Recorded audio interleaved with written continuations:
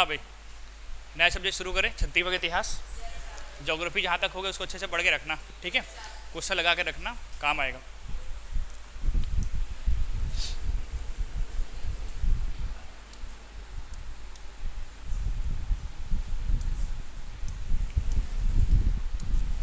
आज का टॉपिक है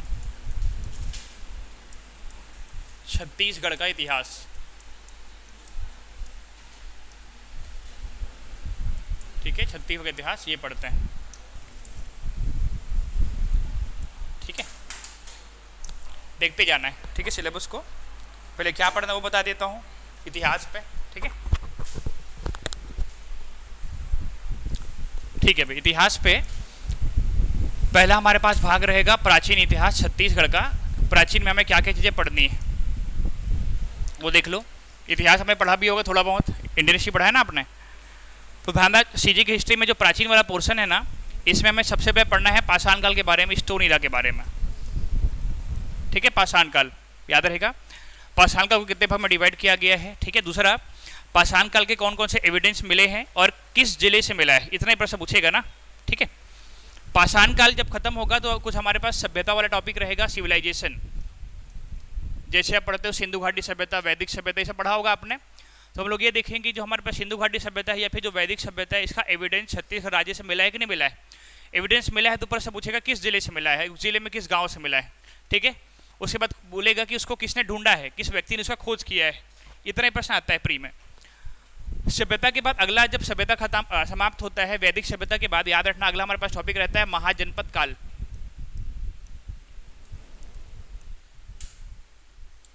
ठीक है, महाजनपद काल और छत्तीसगढ़ रहता है। ध्यान रहा, महाजनपद काल अगर देखा जाए ये मौर्य वंश के पहले है, ठीक है, याद रहेगा। और ये भारत का दूसरा नगरीकरण का काल कहलाता है महाजनपद काल, जिस समय 4 राजवंश होता है। और इस समय भारत को पहली बार एक प्रकार से केंद्र सरकार मिल रही है, जिसको अपन बोलते हैं ना चक्रवर्ती सम्राट। तो एक प्रकार का केंद्र सरकार रहेगा, समझ में। जैसे नरेंद्र मोदी है ना भारत के प्रमुख, उसी समय वहाँ पे भारत में 4 बड़े बड़े वंशों का शासन रहता है, ठीक है। इसके बाद अगला हमारे पास टॉपिक रहेगा भारतीय राजवंश, ठीक है।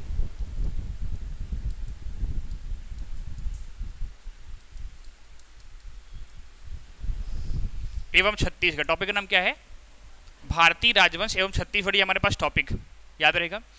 अब देखो, ये जो भारतीय राजवंश है इनका शासन पूरे भारत पे रहेगा। इन लोग क्या करेंगे, छत्तीसगढ़ को किसी युद्ध के माध्यम से, विवाह के माध्यम से या फिर किसी संधि के माध्यम से जीत जाते हैं, फिर प्राप्त करते हैं, ठीक है। इसके अंतर्गत प्रमुख रूप से हमें 4 वंश के बारे में पढ़ना है। सबसे पहला मौर्य वंश। प्रश्न रहेगा क्या मौर्य वंश के अंतर्गत छत्तीसगढ़ शामिल था, ठीक है। अगर था तो कुछ एविडेंस है क्या, एविडेंस है तो किस जिले से मिला है, उसको किसने ढूंढा है, समझ में। इतना ही प्रश्न आएगा। मौर्य वंश के बाद अगला हमारे पास टॉपिक रहेगा सातवाहन डायनेस्टी, ठीक है। सातवाहन, जैसे मौर्य का शासन प्रमुख रूप से उत्तर भारत में रहता है, तो सातवाहन का शासन प्रमुख रूप से दक्षिण पश्चिम भारत में रहेगा, ठीक है। इसके बाद अगला हमारे पास रहेगा, सातवाहन हो गया, फिर आपको मिलेगा कुषाण वंश। कुषाण पे एक राजा पढ़ा होगा आपने, कनिष्क का नाम सुना होगा। कनिष्क के बारे में पढ़ेंगे कि छत्तीसगढ़ में कनिष्क के काल के कुछ सिक्के मिले हैं, ये देखेंगे सिक्के कहाँ कहाँ से मिला है, ठीक है। फिर हमें पढ़ना है वकाटक वंश, और वकाटक वंश के साथ साथ हमें पढ़ना है गुप्त वंश, ठीक है। गुप्त वंश याद रहेगा। तो ध्यान ये 5 राजवंश है जिसको अपन शामिल करते हैं भारतीय राजवंश छत्तीसगढ़ में। क्लियर है यहाँ तक, इसको पहले पढ़ेंगे, ठीक है। इसको पढ़ने के बाद अगला हमारे पास टॉपिक रहेगा एंशियंट में या फिर प्राचीन इतिहास पे छत्तीसगढ़ के क्षेत्रीय राजवंश, ठीक है। टॉपिक का नाम क्या रहेगा, छत्तीसगढ़ के क्षेत्रीय राजवंश, ये हमारे पास टॉपिक रहेगा। मतलब ये लोकल है छत्तीसगढ़, ये लोग छत्तीसगढ़ में ही रहते हैं, छत्तीसगढ़ में ही शासन करते हैं, इनका डेथ भी छत्तीसगढ़ में होगा, सब चीज इनका जीवन पूरा का पूरा शुरू से आखिरी तक कहाँ पे होगा, छत्तीसगढ़ पे, लोकल है, ठीक है ना। तो दादा यहाँ पर ना प्रमुख रूप से हमारे पास एक वंश है, उस वंश का नाम रहेगा राजर्षि तुल्य वंश, ठीक है। राजर्षि तुल्य वंश ये पढ़ेंगे। राजर्षि तुल्य वंश के बाद अगले हमारे पास रहेगा नल नागवंश। नल के बाद अगला हमारे पास रहेगा सरबपुरीय वंश, और सरबपुरी वंश के बाद अगला हमारे पास रहेगा पांडु वंश। कौन सा वंश रहेगा, पांडु वंश। ये 4 राजवंश रहेंगे, समझ में आया। इसके अंतर्गत भारतीय राजवंश के अंतर्गत ये जो हमारे पास सारी टॉपिक रहेगा, राजर्षि तुल्य वंश, नल नागवंश, सरबपुरी वंश और पांडु वंश, ठीक है। इसके अलावा भी बहुत सारे वंश रहेंगे, जैसे दुर्ग में शैल वंश रहेंगे, पर्वत द्वारक वंश रहेंगे, मेघ वंश रहेगा, बहुत सारे वंश और पढ़ेंगे, ठीक है। लेकिन प्रमुख रूप से आपको फिलहाल अभी ये याद रखना है, ठीक है। तो याद रखना, ये हमारे पास एंशियंट हिस्ट्री का पार्ट रहेगा छत्तीसगढ़ का, हमें एंशियंट में इतना ही पढ़ना है, ठीक है, याद रखना इसको। आगे इसके बाद दूसरा देखना, एंशियंट के बाद दूसरा टॉपिक रहेगा छत्तीसगढ़ में मध्यकाल, मध्यकालीन छत्तीसगढ़ का इतिहास, ठीक है। अब देखो जो मध्यकालीन छत्तीसगढ़ का इतिहास है, इसमें हमें अलग अलग क्षेत्र में अलग अलग वंश के बारे में पढ़ेंगे। जैसे हमारे पास रहेगा कवर्धा में, कवर्धा में मैंने आपको ज्योग्राफिक टाइम एक वंश बताया होगा, फणी नाग वंश, याद है ना। फिर अपन पढ़ेंगे कांकेर में, कांकेर में आपके पास रहेगा सोम वंश, बताया था ना, सिहावा में कर्णेश्वर देव मंदिर, ठीक है। फिर हमारे पास रहेगा पाली, पाली कहाँ पर है, कोरबा में, पाली कहाँ पर है, कोरबा, यहाँ पे कौन सा वंश रहेगा, बाण वंश। फिर पूरा का पूरा दक्षिण कौशल में, दक्षिण कौशल में रहेगा सोम वंश, 4 हो जाएगा, ठीक है। इसके बाद अगला हमारे पास रहेगा बस्तर में, बस्तर में 2 वंश पढ़ना है, पहला आपको मिलेगा छिंदक नाग वंश और दूसरा आपको मिलेगा काकतीय वंश, ठीक है ना। तो देखो जो हमारे पास मिडाइवल सीजी का जो पोर्शन है,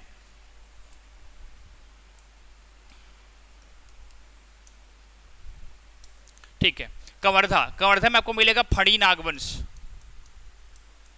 बताया था ना, गोपाल देव, याद है, रामचंद्र देव, कोई भोरम देव मंदिर बनाया है और कोई मड़वामल शिव मंदिर बनवाया बनाया ना, ठीक है। कांकेर, कांकेर में ध्यान देना, कांकेर में आपको मिलेगा सोमवंश, ये कांकेर का सोमवंश है, ठीक है। पाली, पाली में आपको मिलेगा बाण वंश, ठीक है, पाली में रहेगा बाण वंश। दक्षिण कौशल है, दक्षिण कौशल में भी रहेगा सोमवंश। देखो जो सोमवंश है ये 4 अलग अलग रहेगा, याद रखना। पांडुवंश को भी सोमवंश कहते हैं, इसको भी अपन क्या कहते हैं, सोमवंश कहते हैं, ठीक है। और एक और रहेगा मैकल में सोमवंश, ठीक है।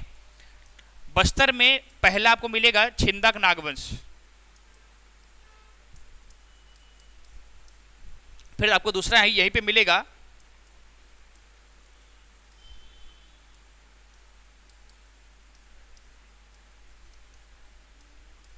काकतीय वंश, समझ में आया ना, देख लो अच्छे से।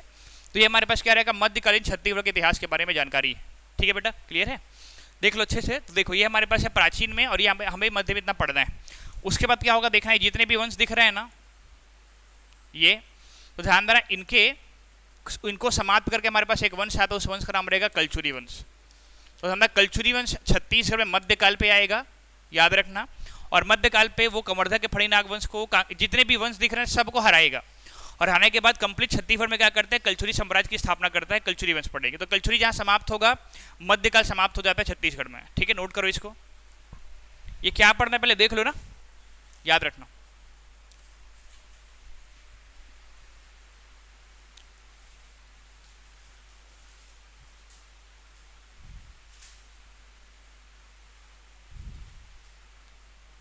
और याद रख लो बेटा सिलेबस को ना, किसके बाद कौन सा वंश आया है, ये भी कभी कभी एग्जाम में पूछ देता है, ठीक है।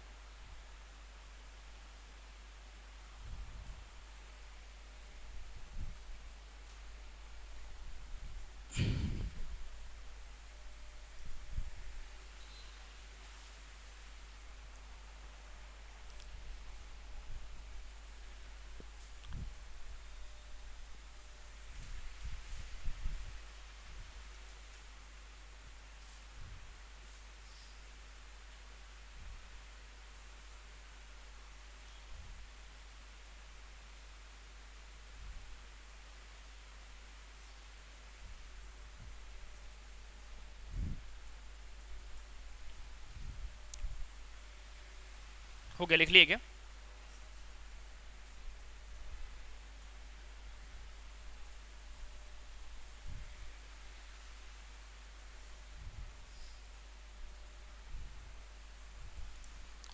तो कलचुरी का टाइमिंग रहेगा 1790 से 1745, ठीक है, और एक जगह 1750। तो फिलहाल 1745 को याद करना। कलचुरी का शासन 990 से 1745 को याद रखना, ठीक है। 9 क्वेश्चन आते हैं प्री के पेपर में सीजी की हिस्ट्री से, ठीक है, याद रख, इसको अच्छे से पढ़ना। पहले मिडाइवल तक पढ़ेंगे, मिडाइवल होगा फिर जनजाति पढ़ेंगे, जनजाति जब हो जाएगा उसके बाद मॉडर्न पढ़ेंगे, ठीक है। बहुत बड़ा टॉपिक है ये इतिहास। झंडा नीचे रख दियो यार आप लोग, 15 अगस्त मना लिए, झंडा फेंक दोगे?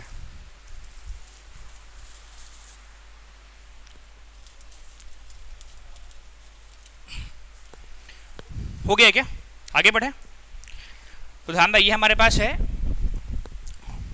प्राचीन और मध्यकालीन सीजी का हिस्ट्री, ठीक है। आगे देखो, आगे हमारे पास रहेगा आधुनिक, तीसरा टॉपिक रहेगा आधुनिक छत्तीसगढ़ का इतिहास।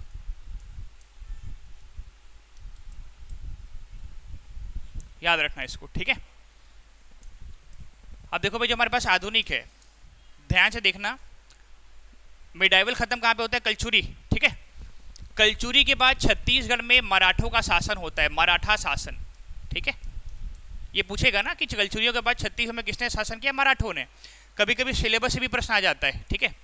मराठों का शासन रहेगा 1758 से लेकर के 1854 तक, समझ में आया? 1758 से 1854 तक मराठों का शासन छत्तीसगढ़ राज्य में रहता है, समझ में आया यहाँ तक? देखो मराठा के बाद अगला हमारे पास रहेगा छत्तीसगढ़ में ब्रिटिश शासन।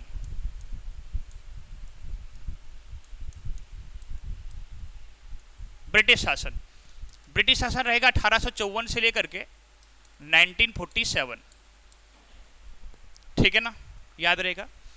अब देखो जो ब्रिटिश शासन है, इस दौरान हमें क्या क्या और पढ़ना है, और देखना ध्यान से। जो ब्रिटिश शासन है इस समय अपन पढ़ेंगे छत्तीसगढ़ में प्रमुख जितने भी विद्रोह हुए हैं उनके बारे में। जनजाति विद्रोह हो गया वो पढ़ेंगे, प्रमुख आंदोलन हुआ है वो पढ़ेंगे, मजदूर आंदोलन, किसान आंदोलन। फिर क्या पढ़ेंगे? प्रमुख सत्याग्रह पढ़ेंगे, जैसे जंगल सत्याग्रह, और भी जितने भी स्थानीय विद्रोह हुए सबको पढ़ेंगे। ये सब किस समय हुआ है? ब्रिटिश शासन के दौरान हुआ है छत्तीसगढ़ में, ठीक है ना। अब देखो उसके, ये तो प्रमुख आंदोलन हो गया, विद्रोह हो गया, और क्या हो गया? सत्याग्रह हो गया, ठीक है। इसके बाद अपन क्या पढ़ेंगे? जो राष्ट्रीय आंदोलन है, राष्ट्रीय आंदोलन एवं छत्तीसगढ़ में क्या क्या घटना हुआ है उसको पढ़ेंगे, याद रहेगा। तो छत्तीसगढ़ ने किस प्रकार से, एक प्रकार से कंट्रीब्यूट किया है राष्ट्रीय आंदोलन को, ठीक है ना, उसको अपन पढ़ेंगे किसमें? ब्रिटिश शासन के दौरान। इतना याद रहेगा। तो देख लो, राष्ट्रीय आंदोलन छत्तीसगढ़, ठीक है, याद रहेगा यहाँ तक, इसको पढ़ेंगे। इसके बाद अपन पढ़ेंगे छत्तीसगढ़ के प्रमुख नेता पढ़ेंगे। राष्ट्रीय आंदोलन होता है ना, अपन क्या पढ़ेंगे? छत्तीसगढ़ के कौन कौन से नेता हैं जिन लोगों ने अपने क्या किया, एक प्रकार से योगदान दिया अपने अपने स्तर पर। जैसे नाम जानते हैं, वी नारायण सिंह, सुंदरलाल शर्मा, ये सब नाम जानते, रविशंकर शुक्ल, माधवराव सप्रे, वामाराव लाखे, ये सब नाम सुना है ना। ये सभी छत्तीसगढ़ के स्थानीय नेता, इनके बारे में पूछ देते, एक तो प्रश्न आता है, ठीक है। प्रमुख नेता हो गया, ठीक है। उसके बाद अपन क्या पढ़ेंगे? छत्तीसगढ़ में जितने भी हमारे पास क्या है, जमींदारी एवं रियासत पढ़ेंगे। आज़ादी से पहले छत्तीसगढ़ में कितनी जमींदारियां थी, कितने रियासतें थे, उनके बारे में पढ़ेंगे। जैसे 14 रियासत थी तो 14 रियासत के बारे में आता है अलग से प्रश्न, ये एक प्रश्न वहां से आ जाता है। ये सब मॉडर्न में पढ़ना है, ठीक है। फिर अपन पढ़ेंगे जब रियासत का क्या करेंगे, एकीकरण करेंगे, ठीक है, सबको इंटीग्रेट करेंगे ना, तो अगला अपन पढ़ेंगे छत्तीसगढ़ का निर्माण, छत्तीसगढ़ राज्य का गठन कैसे हुआ है, इसका फॉर्मेशन कैसे हुआ है। तो बहुत सारे स्थानीय पार्टी बना, ठीक है ना। कुछ लोगों ने मांग किया कि छत्तीसगढ़ राज्य बनाना चाहिए करके, तब जाके अपन क्या करें, राज्य बनाएंगे। तो राज्य कैसे बने, पूरा प्रोसेस पढ़ेंगे, ठीक है ना, याद रहेगा। तो ये पूरा इतिहास क्लियर है, तो लिख लो। ये दिख रहा है बहुत छोटा है, मॉडर्न, याद रखना यही इंपॉर्टेंट है। ये जो दिख रहा है टॉपिक बहुत इंपॉर्टेंट है, विद्रोह, आंदोलन, सत्याग्रह, बहुत क्वेश्चन आते हैं वहां से, ठीक है, नोट करो। चलो बेटा,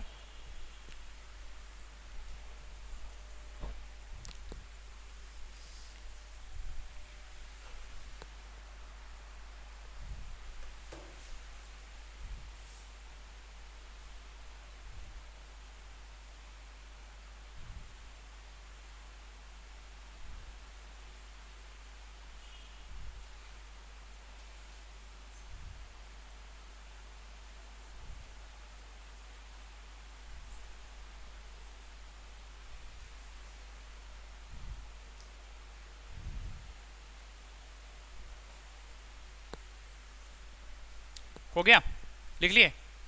तो इतिहास में ये सब पढ़ना है, और मैं बार बार बोलना बेटा तो ध्यान से पढ़ना इतिहास को। यहाँ से 9 क्वेश्चन आता है और मेंस में 75 नंबर का आता है, बहुत वेटेज है सीजी हिस्ट्री का, ठीक है। अगर प्री निकालना है तो छत्तीसगढ़ में इतिहास कुछ भी पैटर्न रहे, इतिहास से प्रश्न आएगा, 8 से 9 प्रश्न आएगा, हर साल आएगा, भले भूगोल से नहीं आए, ठीक है, लेकिन इससे आएगा।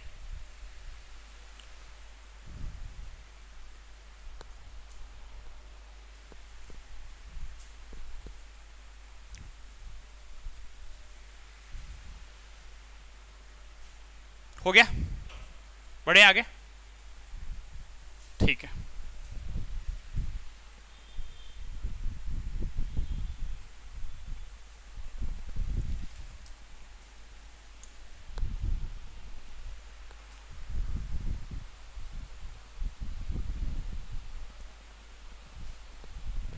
ठीक है भाई, देखो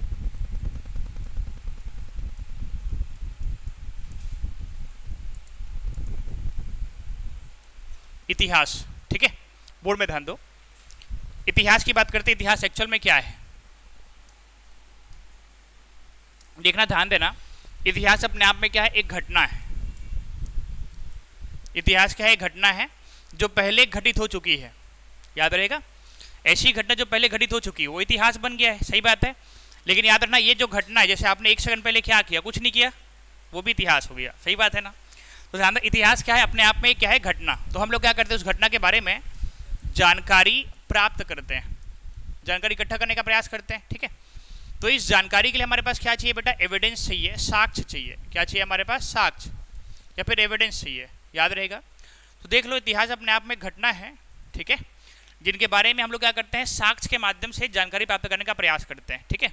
अब देखो, ये जो हमारे पास साक्ष्य है 2 तरीके से हो सकता है, या फिर ये जो साक्ष्य है वो पुरातात्विक साक्ष्य हो सकता है, आर्कियोलॉजिकल एविडेंस हो सकता है, या फिर दूसरा लिटरेचर फॉर्म पे हो सकता है, साहित्यिक साक्ष्य हो सकता है, लिटरेचर फॉर्म में।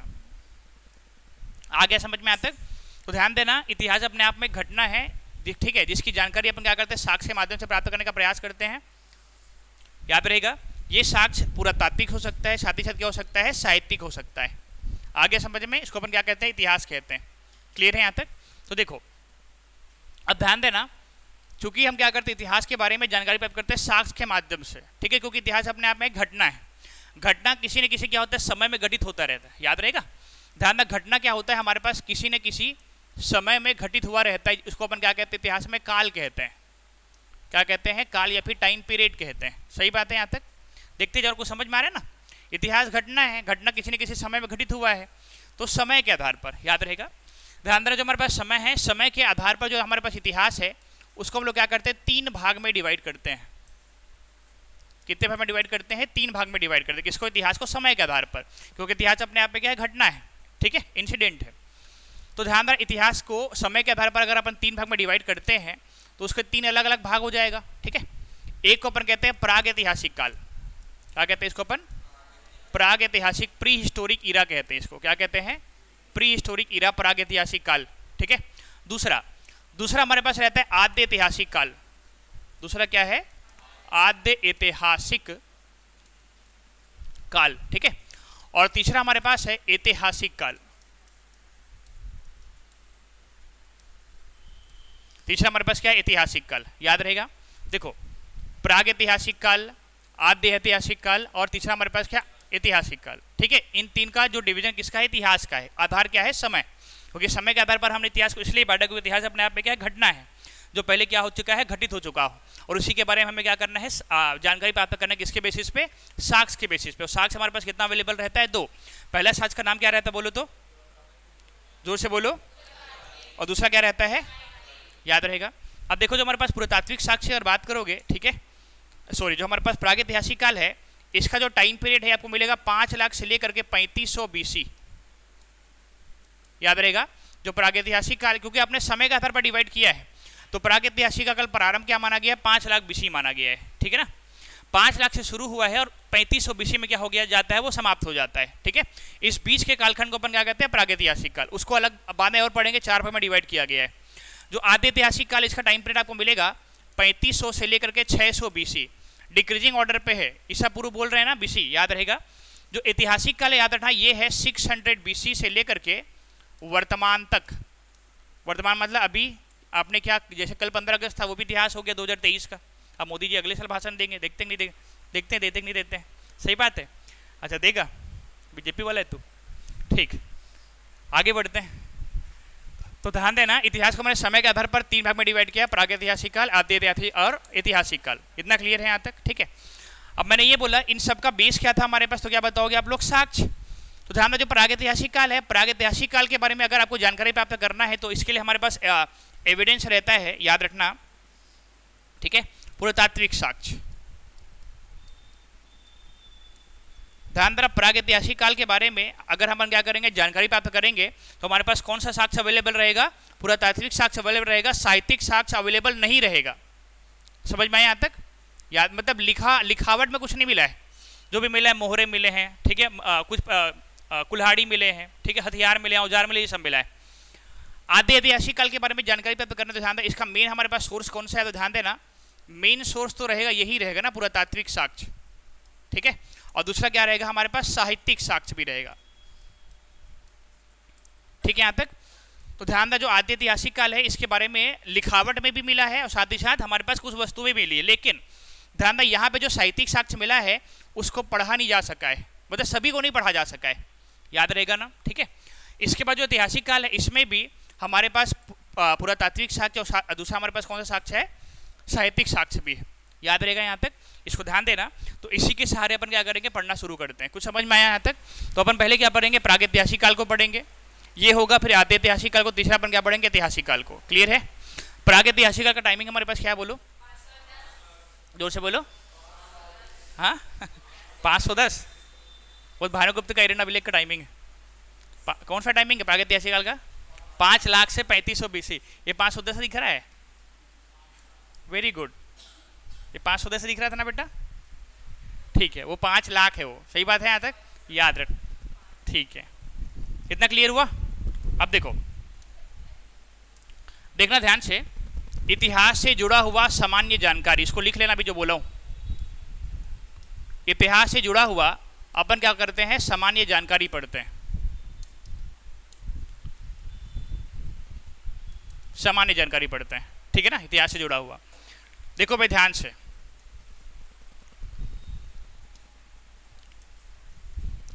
याद रखना, छत्तीसगढ़ में सर्वप्रथम, टॉपिक का नाम क्या रहेगा, छत्तीसगढ़ में सर्वप्रथम, याद रहेगा। पहला, छत्तीसगढ़ के सबसे पहले पुरातत्ववेत्ता कौन है, आर्कियोलॉजिस्ट कौन है, ठीक है। छत्तीसगढ़ के सबसे पहले इतिहासकार कौन है, ठीक है। छत्तीसगढ़ में सबसे पहले उत्खनन कार्य कब हुआ और कहां हुआ, छत्तीसगढ़ में सबसे पहला शैलचित्र की खोज कहां हुई,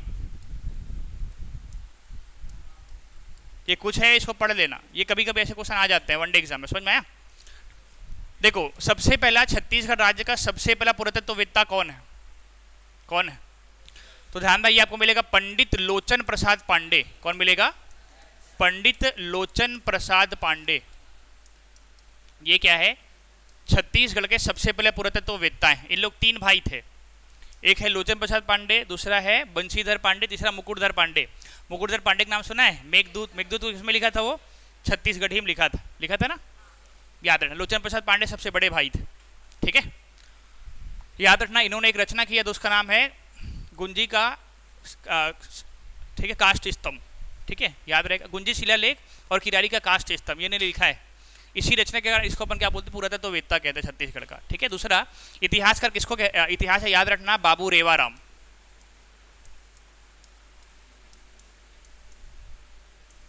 बाबू रेवाराम, याद रहेगा, जो बाबू रेवाराम है वो रतनपुर से थे। ये क्वेश्चन 2020 में आ चुका है। छत्तीसगढ़ में सबसे पहले उत्खनन याद रखना कब हुआ था, तो ध्यान रहे बेटा 1953 में हुआ था, और कहाँ हुआ था, सिरपुर में हुआ था। किसने करवाया था, मोरेश्वर गंगाधर दीक्षित ने। अभी लिखाऊंगा उसको, समझ में आया। तो सबसे पहली बार कहाँ हुआ उत्खनन कार्य, सिरपुर में। कब हुआ है, ठीक है। शैलचित्र की खोज ध्यान देना, छत्तीसगढ़ में सबसे पहली बार शैलचित्र की खोज 1910 में किसने किया था, एंडरसन ने किया था। किसने किया था, एंडरसन ने। और एंडरसन ने कहाँ पे किया था, सिंघनपुर गुफा में। किस गुफा में किया था, क्या बताओगे, सिंघनपुर गुफा में किया था। आगे बेटा समझ में, ये पहला उसको याद रख लेना, क्लियर है? तो इसको पढ़ लेना, अभी पूछूंगा मैं आप लोगों को। चलो लिखो, इसको नोट करो, चलो लिखते जाओ और याद करते जाओ। अगर पूरा बताओगे एक एक दिन में डेली यहाँ पे आप पूछूंगा 10-10 मिनट, 50 मिनट पढ़ाऊंगा, 10 मिनट आप लोग यहाँ पे एक्सप्लेन करोगे चीज़ों को, ठीक है? ठीक है शशि? हाँ नहीं, इतिहास वो तो शनिवार को पूछूंगा, ज्योग्राफी को, ठीक है? ये था 15 अगस्त का ऑफर।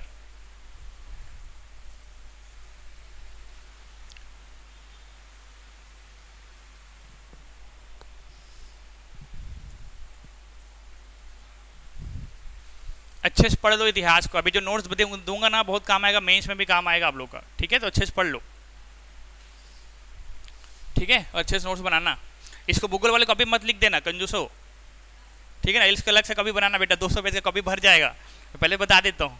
नहीं कुछ लोग आदत रहता है, भूगोल भी उसी में लिखना, इतिहास भी उसी में लिखना, जनजाति का लो मुझे पता था मेरे को। अलग से बनाना ना, कॉपी मोटा होगा इसका, बहुत डिटेल से रहता है सीजी हिस्ट्री।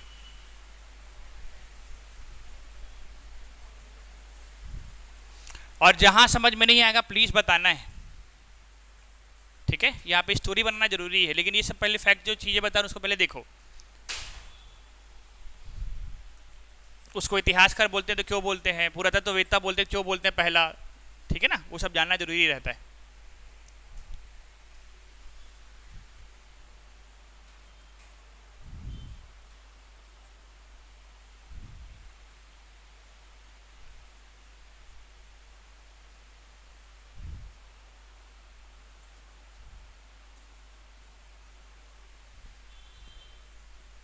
लिख लिए? इधर सबका हो गया? तो लिख लो पहले। अरे उसको ऑन कर दिया करो एग्जॉस्ट को।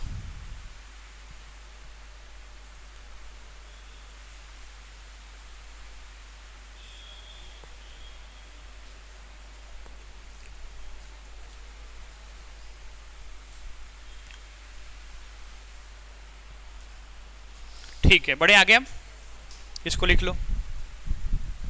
छत्तीसगढ़ में सर्वप्रथम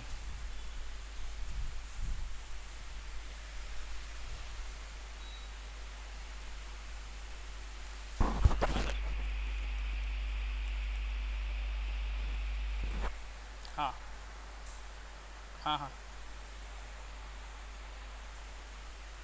ठीक है ना, हाँ हाँ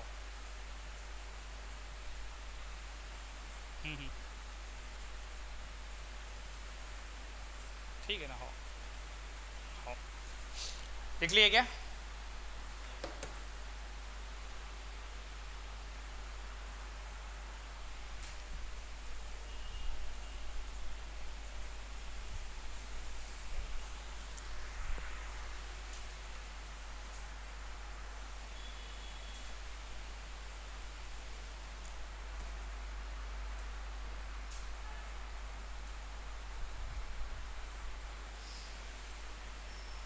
लिख लिया बेटा?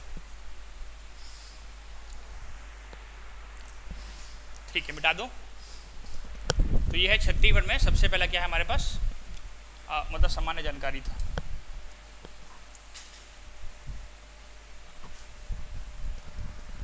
आगे देखो, आगे देखना, छत्तीसगढ़ में प्रमुख उत्खनन कार्य,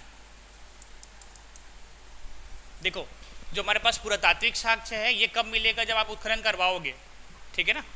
क्योंकि अलग अलग वस्तुएं मिलेगी, वस्तुओं को रीड करोगे तो समझ में आएगा ये इस काल का था करके, जैसे पढ़ा था कार्बन डेटिंग प्रणाली C14, ठीक है? तो ध्यान दें, छत्तीसगढ़ में जो हमारे पास उत्खनन कार्य है सबसे पहली बार 1953 में हुआ था, दूसरी बार 1956 में हुआ था, तीसरी बार 1975 में हुआ था और चौथी बार 1991 में, याद रहेगा? तो ये है छत्तीसगढ़ राज्य में जो उत्खनन कार्य है, स्टार्टिंग के 4, समझ में आया? उत्खनन कार्य याद रहेगा यहाँ तक? तो ध्यान दें, छत्तीसगढ़ राज्य में सबसे पहले उत्खनन कार्य कब किया गया? 1953 में। कहाँ किया गया? सिरपुर में। कहाँ किया गया, क्या बताओगे? सिरपुर में, ठीक है? दूसरा कहाँ किया गया? धनौरा में। धनौरा मतलब बालोद वाला, ये वाला धनौरा नहीं, ठीक है ना? 1975 में ध्यान रहा मल्हार में किया गया, और 1991 में ध्यान आपको मिलेगा करका भाटा में। कहाँ किया गया बेटा? करका भाटा में। आ गया समझ में आता है? तो देख लो, उत्खनन कार्य की बात करोगे छत्तीसगढ़ में सबसे बड़ा उत्खनन कार्य कहाँ किया गया? सिरपुर। सिरपुर के बाद धनौरा, धनौरा के बाद मल्हार, और मल्हार के बाद सब कब किया गया याद रहेगा? 53, 56, 75, 91। ठीक है, ध्यान देना। सिरपुर में जो हमारे पास 1953 में जो उत्खनन कार्य किया गया था, ये किसने किया था? मोरेश्वर गंगाधर दीक्षित। पूरा नाम याद कर लेना, ठीक? किसने किया था? मोरेश्वर गंगाधर दीक्षित ने, MG दीक्षित जी ने किया था। याद रहेगा यहाँ तक? इसको याद रखना, ठीक है। उसके बाद मल्हार में 2 व्यक्ति ने किया था। एक दूसरा हमारे पास है प्रोफेसर वाजपेयी, ठीक है, और दूसरा रहेगा डॉक्टर पांडे। इन दोनों ने मिलकर क्या किया था? जो हमारे पास मल्हार है वहाँ पर उत्खनन कार्य करवाया था। ठीक है, इनके बारे में जानकारी का अभाव है। समझ में यहाँ तक? तो ये हमारे पास क्या उत्खनन कार्य से जुड़ी हुई जानकारी, इसको प्लीज़ पढ़ लो, लिख लो इसको, और अभी बताओ क्या क्या पढ़ा डाला। ठीक है, चलो नोट करो।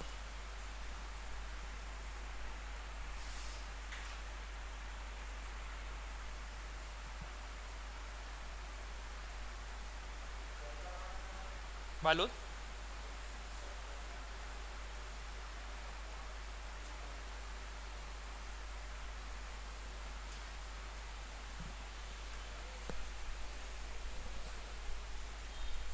क्या हो गया?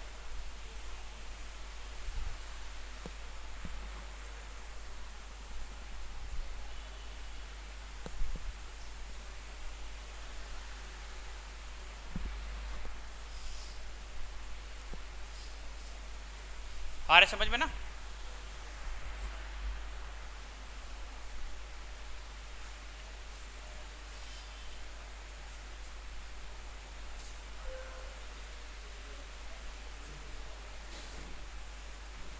हो गया? लिख लिए? ठीक है, लिख लिया आप लोगों ने? एक बार पढ़ लो उसको, जो भी लिखा है अभी तक, जो भी लिखा है उसको अच्छे से पढ़ो, रीड करो। तो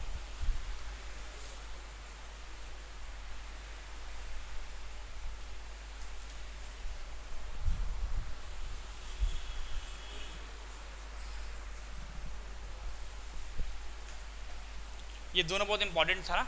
ठीक है, आगे प्लीज बोर्ड में ध्यान दो। पहला हमारे पास टॉपिक है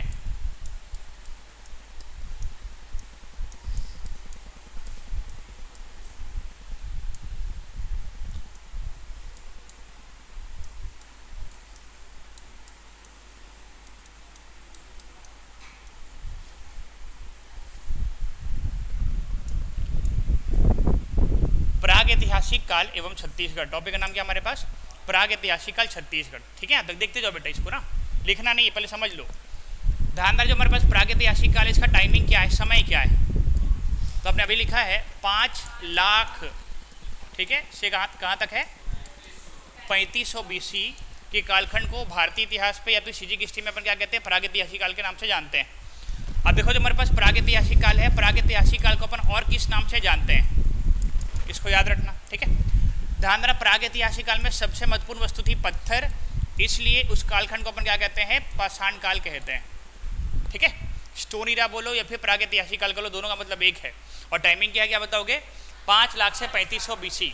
याद रहेगा, इसको देखो ध्यान से। अब ध्यान देना, इसके बारे में विशेष देखते हैं, किसके बारे में जो हमारे पास प्रागैतिहासिक काल है उसका आधार क्या है। तो ध्यान एक व्यक्ति जिसका नाम क्या है? लोचन प्रसाद पांडे, यही है ना अपने पास? तो ध्यान जो लोचन प्रसाद पांडे को अपन छत्तीसगढ़ में क्या कहते हैं? बोलो, इसको अपन क्या कहते हैं? छत्तीसगढ़ में पुरातत्ववेत्ता कहते हैं, कहते हैं ना अपन, आर्कियोलॉजिस्ट कहते हैं। तो ध्यान देना, इसने क्या बोला था, जो हमारे पास लोचन प्रसाद पांडे है, इनके अनुसार छत्तीसगढ़ में क्या है? प्राग ऐतिहासिक काल के जुड़े हुए एविडेंस मिले हैं, छत्तीसगढ़ से भी मिला है। इसलिए इन्होंने अपनी रचना में क्या बोला, जो छत्तीसगढ़ है उसको क्या बोला? मानव सभ्यता की जन्मस्थली बोला था। ठीक है, मानव सभ्यता की जन्मस्थली इसने बोला था। क्या बताओगे? लोचन प्रसाद पांडे ने। किसको? छत्तीसगढ़ को। किससे रिलेट करके क्या बताओगे? प्रागैतिहासिक काल को। आगे समझ में आता है? ठीक है, अब ध्यान, जो प्रागैतिहासिक काल है इसमें हमारे पास केवल कौन सा एविडेंस अवेलेबल है, क्या बताओगे? तो ध्यान, इस समय केवल हमारे पास पुरातात्विक साक्ष्य अवेलेबल है। कौन सा साक्ष्य अवेलेबल, क्या बताओगे? पुरातात्विक साक्ष्य अवेलेबल है, लिटरेचर साक्ष्य हमारे पास अवेलेबल नहीं है। कुछ समझ में आ रहा है ना? देखो जो काम की चीज़ है वो बता रहा हूँ। प्रागैतिहासिक काल को छत्तीसगढ़ में क्या कहते हैं अपन? पाषाण काल। लोचन प्रसाद पांडे ने क्या बोला था? मानव सभ्यता की जन्मस्थली बोला था, birth place of human civilization. ठीक है, याद रखना इसको। अब ध्यान में अगर देखा जाए इसमें जो हमारे पास प्रागैतिहासिक काल, उसका बेस क्या है, आधार क्या है, क्यों इसको अपन प्रागैतिहासिक काल कहते हैं? ठीक है, ध्यान में जो प्रागैतिहासिक काल है इसमें सबसे महत्वपूर्ण चीज हमारे पास क्या था? पत्थर था, स्टोन था। क्या था हमारे पास? पत्थर था। ठीक है ना, पत्थर से इन लोग क्या करते थे? ध्यान, सबसे पहला शिकार करते थे। तो शिकार करेंगे तो कैसे करेंगे? औजार बना करके। ठीक है, दूसरा खाना बनाना है तो खाना के लिए क्या है? बर्तन। सही बात है। अगला निवास करना है, रेसिडेंस। रेसिडेंस के लिए क्या करना है? झोपड़ी बनाएंगे। तो शिकार के लिए क्या बनाते थे लोग? पत्थर से औजार बनाते थे। ठीक है, खाना के लिए हमारे पास क्या होता था? बर्तन, मिट्टी के बर्तन, ये याद रखना, पत्थर के बर्तन। और निवास के लिए हमारे पास क्या होता था? पत्थरों की झोपड़ी। ये सभी किससे बनते थे? हमारे पास पत्थर से। अर्थात ध्यान देना, जो 5 लाख से बीसी से लेकर के 3500 बीसी के बीच जो भी कालखंड है, उस कालखंड में सबसे महत्वपूर्ण वस्तु हमारे पास क्या थी? पत्थर थी। इसलिए इस कालखंड को अपन क्या कहते हैं? पाषाण काल, या फिर अपन क्या कहते हैं? प्रागैतिहासिक काल। आया समझ में? ठीक है, तो हम लोग क्या पढ़ेंगे? जो हमारे पास प्रागैतिहासिक काल है, प्रागैतिहासिक अपन क्या करेंगे? छत्तीसगढ़ में कितने भाग में डिवाइड किया गया है? तो ध्यान देना, जो प्रागैतिहासिक काल है उसको छत्तीसगढ़ में 4 भाग में डिवाइड किया गया। कितने भाग में डिवाइड किया गया? 4 भाग। याद रहेगा यहाँ तक? अब 4 भाग में नाम याद रख लेना। पहला रहेगा पूरा पाषाण काल। ठीक है, पूरा पाषाण काल। दूसरा रहेगा मध्य पाषाण काल। तीसरा रहेगा उच्च पाषाण काल। और चौथा रहेगा नव पाषाण काल। आया समझ में? ये 4 हमारे पास टॉपिक रहेंगे। तो ध्यान देना, सीजी की हिस्ट्री में जो प्रागैतिहासिक काल, उसी को 4 भाग में डिवाइड किया गया है। इंडियन हिस्ट्री में 3 भाग में डिवाइड है। जैसे उच्च पाषाण काल बोल रहा हूँ वो नहीं मिलेगा। ठीक है ना, मध्य के बाद सीधा क्या मिलता है? नव पाषाण काल। कुछ समझ में आया यहाँ तक? इसी को अपन पढ़ने वाले, मतलब पढ़ना भी क्या है कि इसको पढ़ना है। ठीक है, यहाँ तक प्लीज नोट करो इसको। वो समझ में आ रहा है ना चीजें? तो लिखो इसको।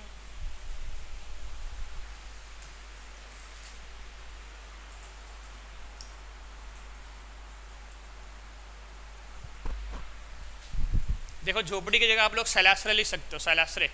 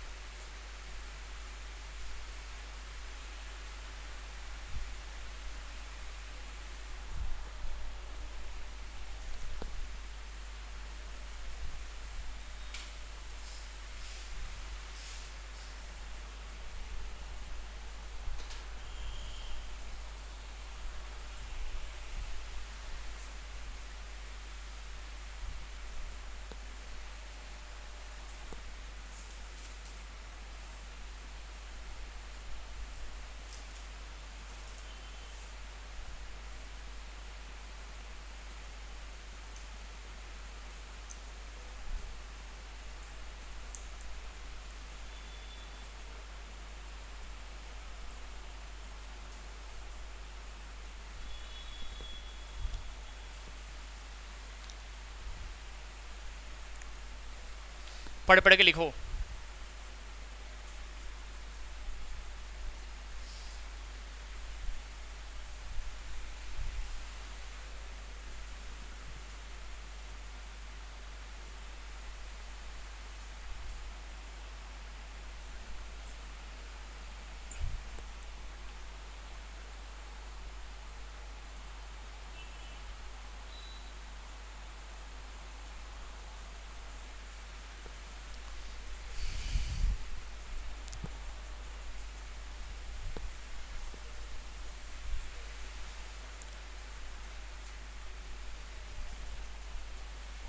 हो गया, बढ़े आगे। इसको याद रखना, ये हमारे पास प्रागैतिहासिक मतलब वो पढ़ना है अभी ना, ठीक है। पूरा पाषाण काल, मध्य पाषाण काल, उच्च पाषाण काल, नव पाषाण काल, ठीक है, याद रहेगा।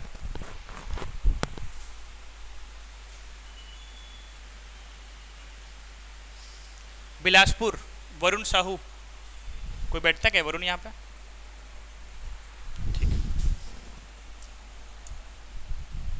देखो भाई आगे है जो पढ़ रहे उसी का आगे है ना, पाषाण काल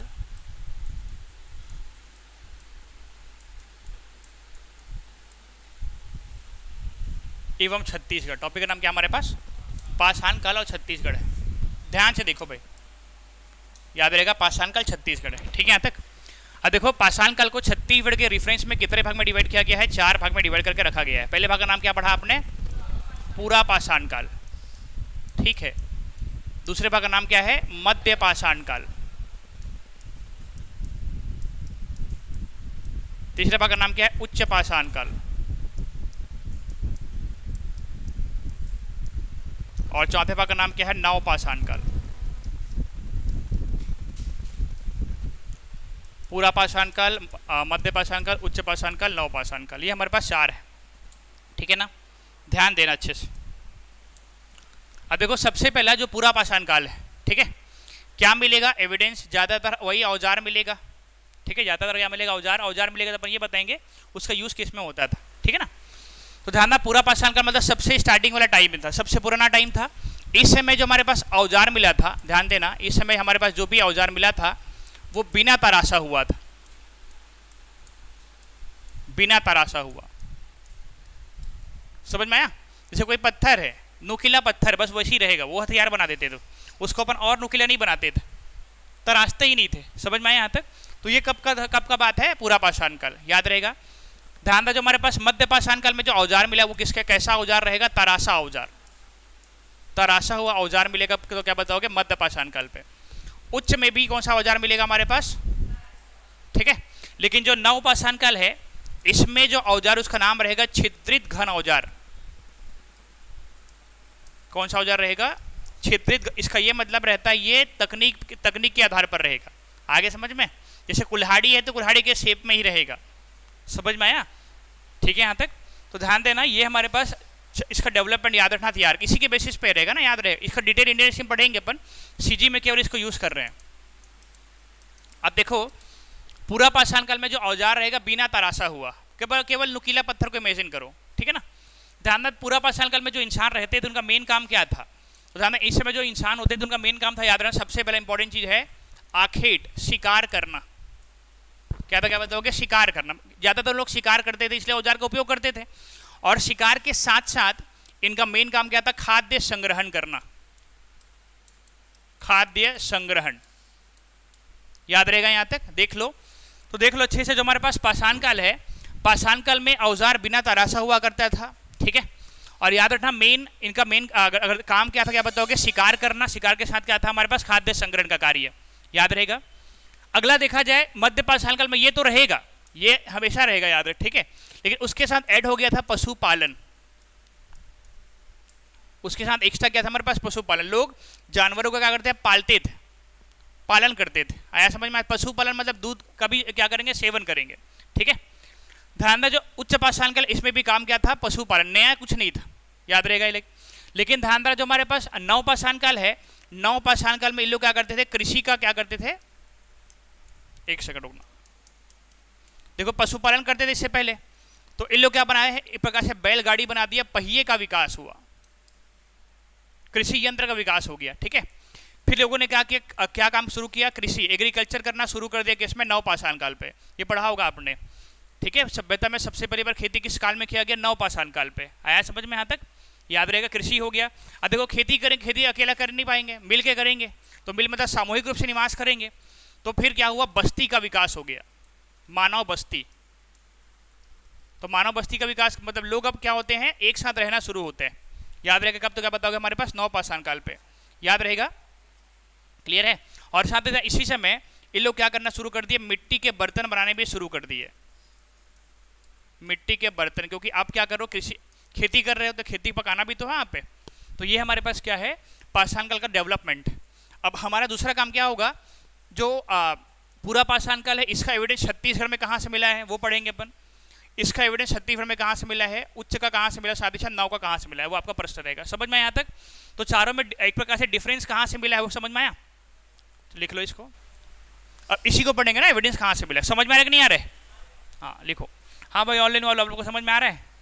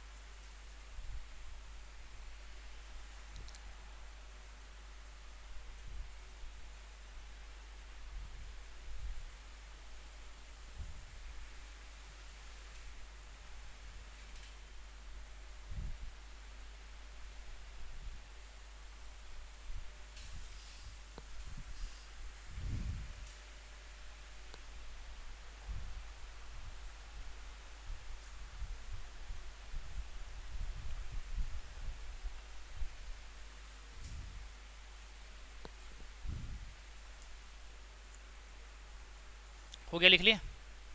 हाँ इसको अच्छे से पढ़ो। चलो जो भी तक बता दिया लिखो। चलो ये पढ़ो, अब कल बताता हूँ उसको कहाँ कहाँ से मिला है, ठीक है ना।